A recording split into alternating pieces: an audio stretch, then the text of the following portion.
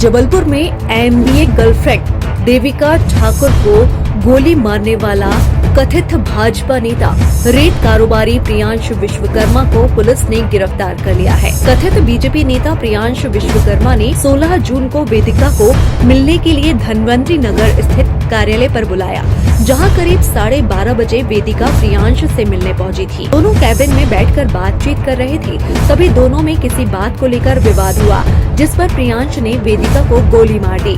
गोली वेदिका के सीने के निचले हिस्से में लगी। तुझे किसने गोली मारी? किसने? क्यों मारी? अब उसी ने मारी ना गोली तुझे? वेदिका को गोली मारने के बाद प्रियांश दोपहर 1 बजे से शाम 6 बजे तक कार से कई अस्पतालों में लेकर उसे पहुंचा और चोरी छुपे इलाज करवाकर गोली निकलवाने का प्रयास किया। लेकिन जब वह इसमें कामयाब नहीं हुआ तो देविका की हम उम्र मौसी भुवनेश्वरी ठाकुर को फोन कर बुलाया और कहा कि देविका को उल्टियां हो रही हैं।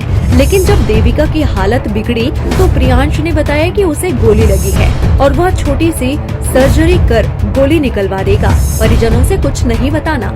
इस बीच प्रियांश ने देविका को मेट्रो हॉस्पिटल में भर्ती कराया और ऑफिस से रिवॉल्वर एवं सीसीटीवी फुटेज डीवीआर लेकर फरार हो गया। उधर भुवनेश्वरी ठाकुर ने परिजनों को सूचना दी और अस्पताल बुलवा लिया। परिजनों के मुताबिक प्रियांश ने गोलीकांड से बचने के लिए देविका और भुवनेश्वरी को बरगलाया, झूठ बुलवाने का प्रयास किया। मुझे गोली मेरे सामने नहीं लगी है। जब मुझे फ़ोन आया था कि वेदिका की तबीयत बहुत ज़्यादा ख़राब है, आप आ जाइए और उसे बहुत ज़्यादा उल्टी हो रही हैं, तो मैंने पूछा कि कहाँ पर आना है। उन्होंने एड्रेस बताया। उन्होंने कहा कि उसकी ज़्यादा तबीयत ख़राब है, वहाँ पर आप जल्दी से जल्दी पहुँच जाइए। फिर जब मैं वहाँ पर पहुँची तब मैंने देखा कि वो थोड़ा सा ठीक हालत में मुझे नहीं लगी। मुझे समझ नहीं आ रहा था, मैं उससे पूछ रही थी लेकिन वो बहुत दर्द में थी तो वो कुछ बोल नहीं पा रही थी। फिर वहाँ से उसे दूसरे मतलब MRI के लिए ले जाया जा रहा था, तो उन्होंने बोला कि आप उसमें बैठ जाओ वेदिका के साथ एम्बुलेंस में। जब मैं बैठी तो पहले उन्होंने कहा कि कुछ नहीं, तबीयत ख़राब है उनकी। फिर उन्होंने बताया कि उसे गोली लग गई है और उसी समय मैं मतलब मुझे भी थोड़ा घबराहट होने लगी ये सब कुछ देखकर। फिर वहाँ वो MRI कराने के बाद वापस वो उसी अस्पताल में हम लोग वापस आए, जो सिटी स्टार सिटी हॉस्पिटल है वहाँ पे। फिर वहाँ पर आए तो फिर वहाँ पे उनका वही इलाज के लिए बोला कि डॉक्टर आ रहे हैं, बस इलाज उनका हो जाएगा, सब ठीक है। तो ये सब होता रहा। फिर जैसे ही थोड़ा सा समय हो गया तो मैंने कहा नहीं, मैं घर वालों को बता देती हूँ क्योंकि मैं नहीं ये सब वो कर पा रही हूँ। तो फिर तभी मैंने सभी घर वालों को फ़ोन किया, बताया। उस समय उसको लेकर हम लोग मेट्रो हॉस्पिटल के लिए निकले थे। जब तक वहाँ पास पहुँचे तब तक सारे हमारे घर वाले आ गए। जब कितने घंटे घूमते रहे हम लोग? करीब 2 घंटे, मतलब हाँ 2 घंटे। कितने बजे की घटना कितने बजे की है ये नहीं पता, लेकिन मुझे फ़ोन करीब 2:30 से 3 के बीच ऐसे ही कुछ आया था। आप लोग इतना टाइम घूमते रहे, आपने पहले घर वालों को इन्फॉर्म नहीं किया? जब उन्होंने बोला कि उसके हाथ से गोली चल गई है तो वो बहुत वो हो जाएगा, वो मतलब ठीक हो जाएगी, उसको ज़्यादा चोट नहीं आई है, ऐसा बोलकर उन्होंने कहा घर वालों को कि मत वो करो। पर जब ज़्यादा समय हो गया तो मुझे कुछ ठीक नहीं लग रहा था और मेरी हालत भी वहाँ बहुत ख़राब होने लगी थी। तब मैंने कहा कि नहीं, घर वालों को बताऊँगी मैं। तभी मैं तो उसे नहीं जानती हूँ उतना, लेकिन जो वेदिका है वही उसको जानती। गोली ऐसा वेदिका ने ये बात बताई है कि गोली जो है वो प्रियांश ने मारी है। वो बोली थी मम्मी मेरे को थोड़ी काम है अपने कॉलेज में, वहाँ जाऊँगी, फिर वहाँ से लौट के मैं अपने सहेली या फ्रेंड से मिलते हुए आऊँगी। तो मैंने कहा ठीक है, और फिर वो चली गई। फिर उसके बाद इसका फ़ोन आया पूजा का, कि मतलब मेरी बहन का, कि ज्योति दीदी इसकी तबीयत बहुत ख़राब हो गई, आप आइए। मैं क्या हो गया? बोले नहीं, आप यहाँ आ गए। जब मैं वहाँ पहुँची, क्योंकि मैं माँ हूँ, वो नहीं बताना, मेरा BP हाई रहता है, मेरे को एक बार माइनर अटैक आ चुका, तो वो बताना नहीं चाहती थी।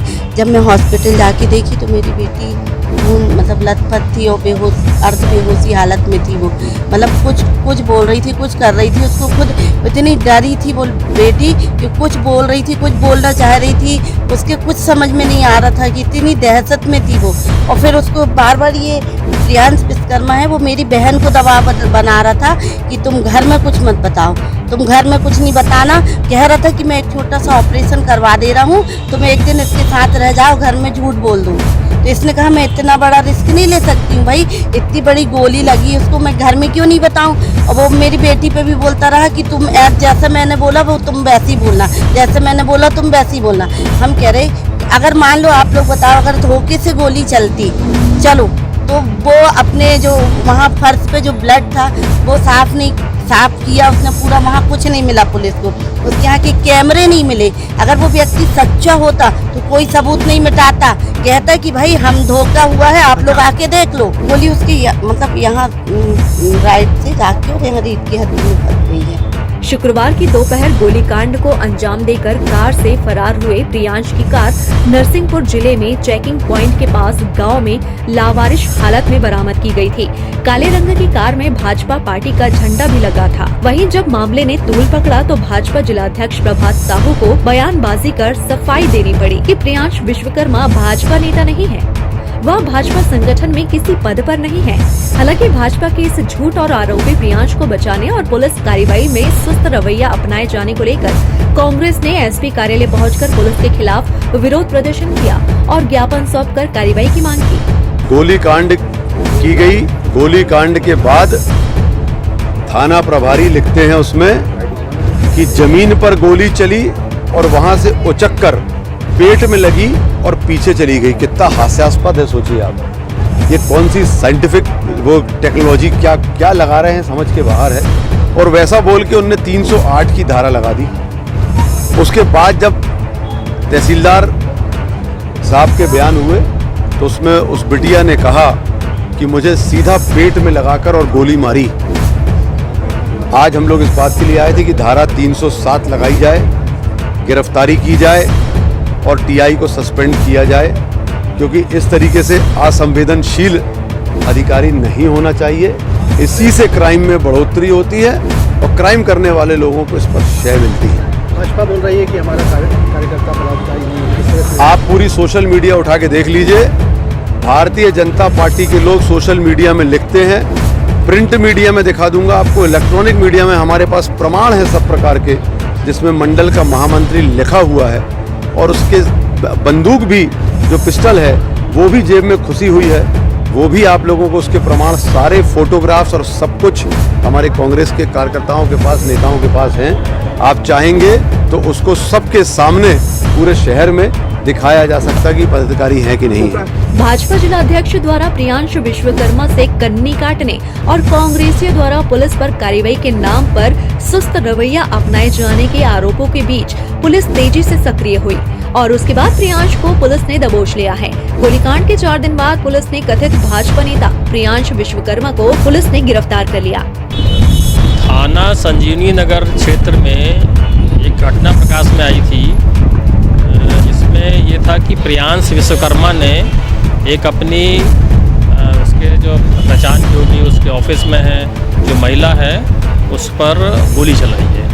तो इस पर थाना संजीवनी नगर में धारा 307 आईपीसी का प्रकरण पंजीबद्ध किया गया था और इसमें घटना के बाद से ही एविडेंस कलेक्शन करने का काम चल रहा था और लगातार विभिन्न टीमों के द्वारा विभिन्न तरीक़ों से उसको पकड़ने की कार्रवाई जारी थी और उसके लिए दबिश दी जा रही थी।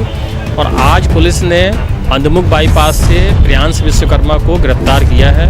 उसके कब्जे से जो उस अपराध में हथियार यूज किया गया है, पिस्टल, उसको भी जब्त कर लिया गया है। खाली खोखा पहले ही घटनास्थल से जब्त किया जा चुका है। तो इस प्रकार जो भी और एविडेंस बचे हैं घटना को पुख्ता करने में, आरोपी को सज़ा दिलाने में, वो कार्रवाई पुलिस पूरी तरह मुस्तैद होकर करेगी। डीवीआर जो लेकर भागा था या वो डीवीआर ले गया था तो वहाँ से उसकी डीवीआर जब्त करेंगे अभी। उसमें से जो एविडेंस मिलेंगे वो बाकायदा फॉरेंसिक लैब से उसको सर्टिफाई करके जो भी उसमें आगे के जो भी एविडेंस होगा वैसी कार्रवाई करेंगे। देखिए, शुरुआती अगर हम घटना की डिटेल में जाएँ तो शुरुआती दौर में आपको मालूम है कि बहुत उहापोह की स्थिति थी कि पहले क्या बयान हो रहे हैं, क्या नहीं हो रहे। अंततः जो भी हो, पुलिस ने धारा 307 आईपीसी के तहत ही मामले को संज्ञान में लिया है और उसकी गिरफ्तारी आईपीसी की धारा 307 में और आर्म्स एक्ट के तहत ही की गई। देखिए, पुलिस की इन्वेस्टिगेशन में ये जांच का विषय नहीं होता, वो चाहे जिस ग्रुप से जुड़ा हो, ना जुड़ा हो, किसी संगठन से जुड़ा हो, अपराध की इन्वेस्टिगेशन वैसे ही होती है, वैसे ही एविडेंस कलेक्शन होता है और चालान भी कोर्ट में वैसे ही होता है। तो कानून जो है सबके लिए समान है और कानून का ट्रायल भी सबके लिए समान है। पिस्टल लाइसेंस ही नहीं है, पिस्टल अब अच्छा लाइसेंस ही नहीं है, कंट्री मेड पिस्टल है। 25 वर्षीय देविका ठाकुर और कथित बीजेपी नेता प्रियांश विश्वकर्मा के बीच में लंबे समय से दोस्ती थी। फिलहाल देविका MBA की पढ़ाई कर रही है। वह जबलपुर के राइट टाउन स्थित मकान में रहती है। दोनों की दोस्ती के बारे में देविका के घर में भी पता था। हालांकि अब गोलीबाज भाजपा नेता और रेत एवं प्रॉपर्टी डीलिंग कारोबारी प्रियांश विश्वकर्मा को रिमांड पर लेकर पुलिस आरोपी के कब्जे से घटना दिनांक के CCTV फुटेज, DVR एवं अवैध पिस्टल की बरामदगी करेगी। इसके साथ ही प्रियांश से घटना के विभिन्न पहलुओं की पूछताछ कर आरोपी के खिलाफ साक्ष्य जुटाए जाएंगे। हालांकि प्रियांश की नजदीकियां पूर्व मंत्री एवं गोटेगांव विधायक जालन सिंह के दिवंगत बेटे मोनू पटेल से थी। मोनू के संपर्क में रहने के दौरान ही प्रियांश विश्वकर्मा भाजपा नेता बन गया।